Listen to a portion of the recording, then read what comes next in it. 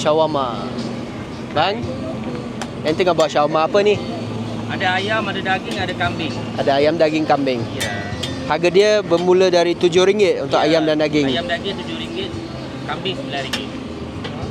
Ada Boleh yang special tambah RM1 untuk telur. Boleh campur juga, nak add on cheese pun boleh. Okey. Abang ada dekat Pasar Malam Sungai Besi. Ya. Rabu dan Sabtu, 2 hari. Rabu dan Sabtu. Okey.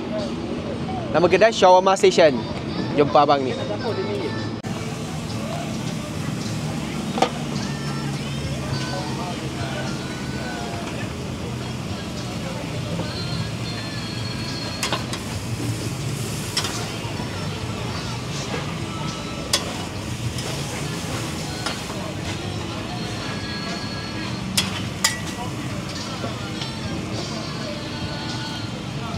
Sos saya ada chili sauce, black pepper dengan garlic, tapi yang ni dia punya garlic dia sangat light.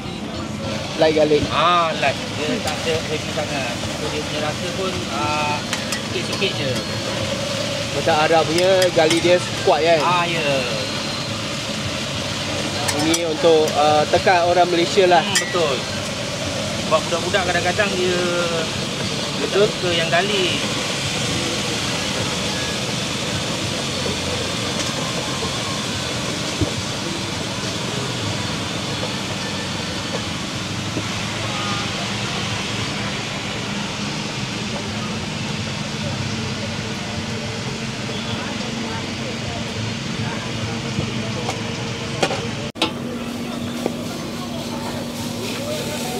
Ni ayam.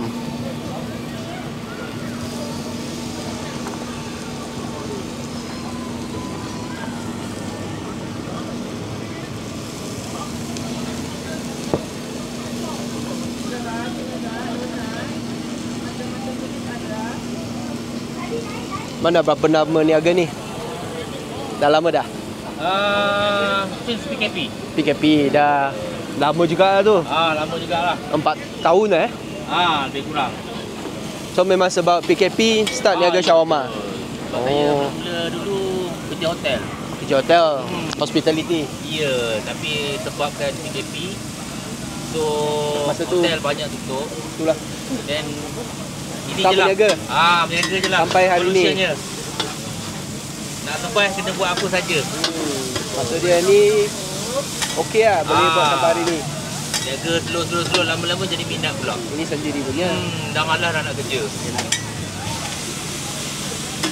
Tapi okey lah. Boleh lah. Boleh? Boleh. So selain daripada dekat Sungai Besi, ada dekat pasar malam lain ke? Ada dekat Tom Perak, dekat Ceras hari Selasa. Dekat Jalan Ikan Mas hari Khamis. Oh, ikan mas juga? Ada hari Khamis. Oh, kalau macam tu patut kita pernah jumpa lah ikan mas. Kalau tu dia dekat belah hujung sikit. Hujung You tahu tak itu dekat Golden Stick. Golden Stick. Dekat area situ lah depan dia. Depan dia kan. Okey. Tahu. Dekat Badai tu. Ya. Tahu. Tapi rasanya kita tak ambil kan hari tu. YouTube channel ke apa? YouTube ada, Facebook ada. Okay. Semua ada lah, tapi ni kita nama apa nanti saya subscribe.